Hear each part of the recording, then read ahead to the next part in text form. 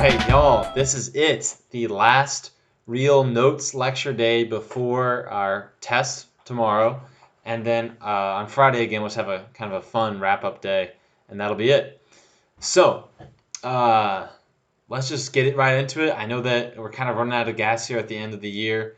Really kind of a weird scenario that we were placed in, but you guys have done a great job. Really, I've been really impressed. I've also been kind of sad that we haven't been able to actually interact. I was talking to my wife earlier about the fact that I've never gotten this far in notes because we always have so many questions to answer, and so it's just kind of funny that we've made it this far. We've done more work than we would have done had we not had the coronavirus and the online learning. So that's kind of it's kind of great. At the same time, I can hear Jackson maybe complaining that we were actually doing more work than we otherwise would have.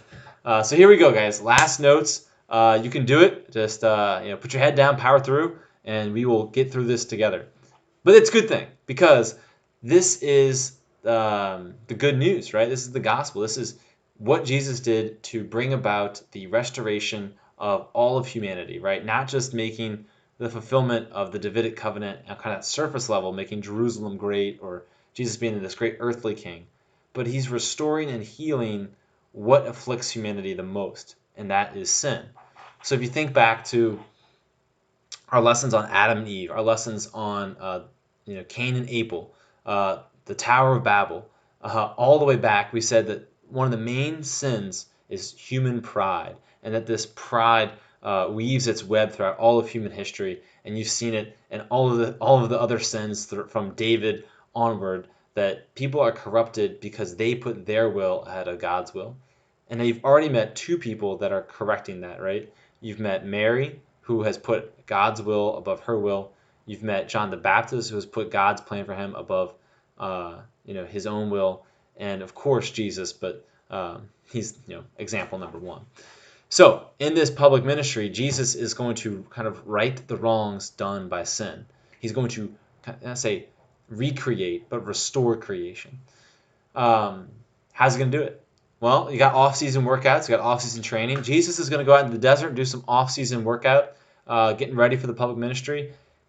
Yeah, he's going to go out in the desert for 40 days and 40 nights. If you've heard that before, it's because you've heard it before. Just like Elijah, just like Moses, just like the Israelites wandering, just like Noah. The symbol 40, it's a time of preparation, of trial, of testing. And Jesus is no different. Again, he's fully human, and so he's embracing that humanity. And he's actually tempted by the devil. So you can see the devil behind this image here. The difference is that where Adam succumbed to the temptation, where Moses ultimately succumbed to the temptation, Jesus never gives in. And the devil's tempting him with all kind of things. There's these three main temptations, but basically he's trying to say, look, you're hungry. You could turn those stones into bread. And Jesus is like, no, I'm good. He's like, oh, come on. Why don't you just give up on your mission and you'll have all this worldly success that I will grant you. And think of how easily we would fall into these temptations, right? And we do all the time, where the devil gives us something seemingly shiny and perfect, and then as soon as we reach for it, he pulls his hand away and realizes he's tricked us. It's happened to everyone in the course of human history, all throughout the Old Testament. That's the story we learn. One of you wrote on your last test that the thing you learned the most or found most surprising was that the people of the Old Testament weren't perfect. And I thought that was a great, astute point, is that we often think if you're in the Bible, you're perfect. Moses is in the Bible, he's perfect. Moses isn't. Moses fails, right? Humans fail. David fails. He's not perfect. But Christ gets it right. And so Christ is known as the new Adam. If Adam was the first man who fell to sin, Jesus is the new man who refuses to fall to sin. In fact, he's going to defeat sin. And so, again, if you don't have that reading of the Old Testament, you're missing out on some of the imagery here, especially the 40, the number 40 there. The first miracle, it's a big moment. We said we'd talk more about John.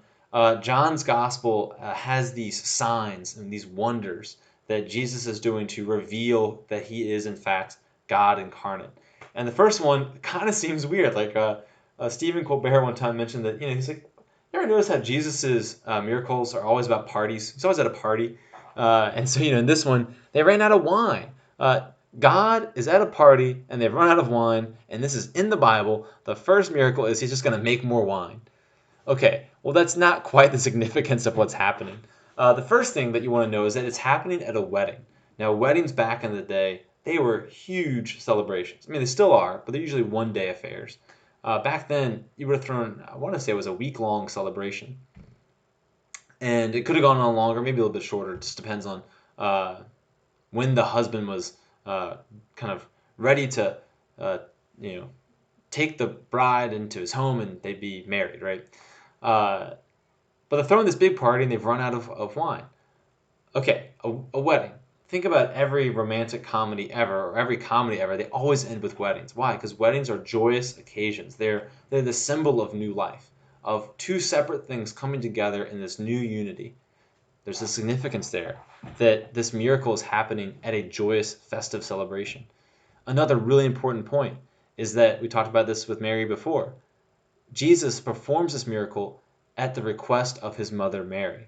It's Mary who asks Jesus to do this, and he says yes. This is where we get the idea that Mary is the great intercessor. If you have something that you need God to work in your life, ask Mary, because her son cannot say no to his mom, right? It's a very similar thing for all of us humans, that if your mom is to ask you to do something, you usually do that thing. Maybe not right away, or maybe not right away, but you eventually do, in fact, do it because you want to respect your mom. And the other thing that you're going to notice is the bookend of this first miracle, the wine at this first miracle, and then the sour wine at the cross.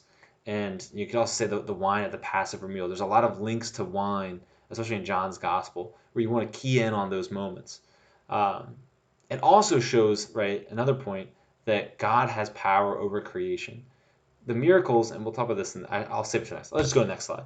The miracles show not that nature, the rules of nature that we know, don't apply or that God can break them whenever he wants, but rather they reveal that there's a higher law to nature than we realized, and that Jesus is fulfilling or restoring, revealing that law.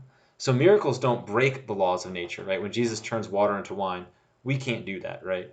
Um, but God can. God can cure blindness. God can raise people from the dead. God can, heal the sick.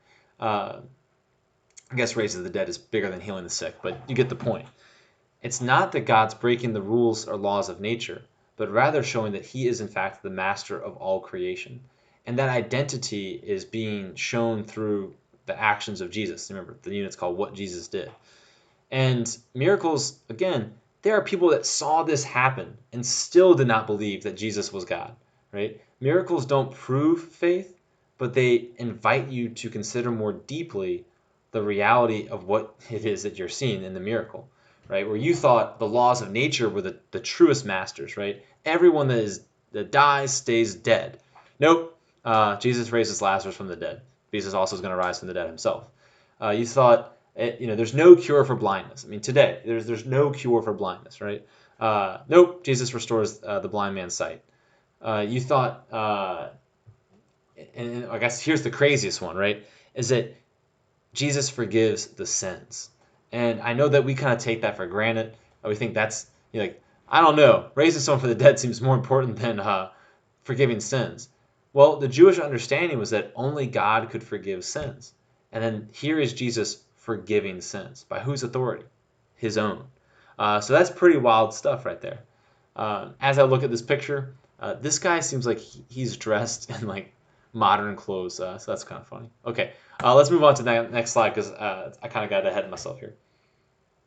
So the Jewish understanding of sin and sickness was basically this, that if you had some kind of illness or some kind of deformity, it's because you sinned or your parents sinned, right? So with the man born blind, they say, Master, who sinned, this man or his parents, that he has this affliction, right?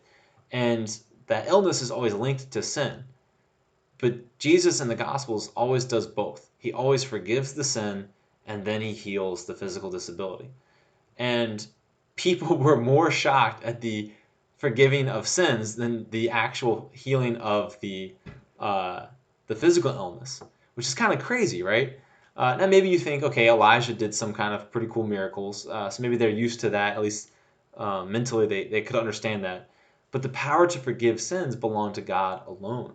And so the Pharisees do not like this new Christ guy. They think that he's blaspheming, that he's calling himself God.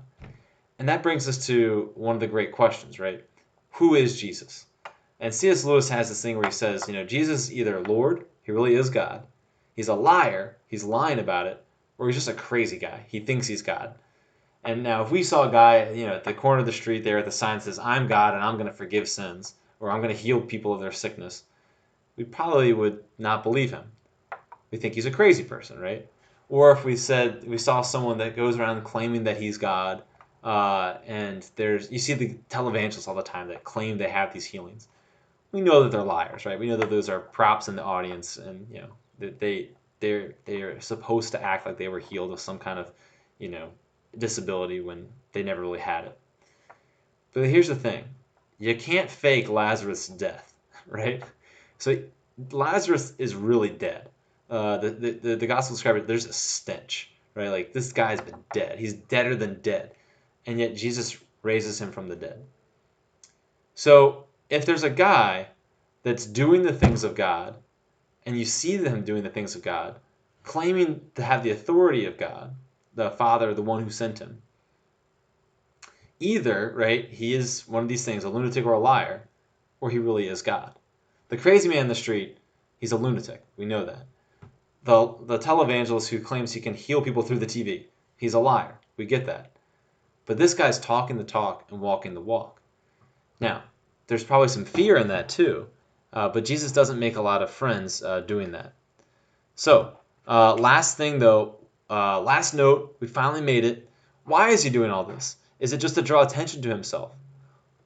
Kind of, but not in the egotistical way, but rather in the way that says it is through Jesus Christ that all things will be restored. And so, if you were to ask me, Mr. Flores, how do you get to heaven? I'd say the only way to get to heaven is through Jesus Christ. Why? Because it's Jesus Christ who's going to, by his death and resurrection, turn all of the sin and evil and disfigurement and disease and destruction, any other D word of this world, turn it inside out and bring it to what it should have been from the beginning, before sin entered the world. Jesus is going to bring us to that new creation. As the new Adam, he's going to restore all of human life, all biological life, all spiritual life, everything to what it should have been. That's his mission. That's his purpose. Now, what that looks like in a fallen world, well, it looks like the cross, right? Because this isn't a perfect world. And so that's why it looks a little weird to everybody. That's why the Pharisees are confused by what's going on. But if you look at the stories of the Gospels, if you look at what Jesus is doing, he is correcting every mistake that is made in human history. All the mistakes that are detailed in the Old Testament, Jesus is restoring those to what they should have been before sin entered the world. And a great way to look at this is that Jesus is curing both the physical blindness, but also the spiritual blindness. He's curing the physical problems that sin brought into the world, but he's also curing the spiritual sins of the world. And the choice for you is you can either be like Mary or John the Baptist and say, yes, I see the mission and I want to be a part of it. God's will be done. Or maybe you're like the Pharisees and you want to remain kind of you're suspicious, right? You're spiritually blind. And that's the choice that's kind of presented to the reader. Hey, here's this guy. Here's what he did. Repent, believe, follow him. Or the other choice is to remain in sort of that blindness and keep waiting for someone who's not going to arrive, because here he is. He's right here. And so that's where, the Gospels kind of hit you hard. Next year, you're going to look at the Gospels in a lot more detail. And hopefully you'll see some of these same things, the connections from the Old Testament to the New Testament. But if there's anything that I could, give you was one last note, is that these things really happened.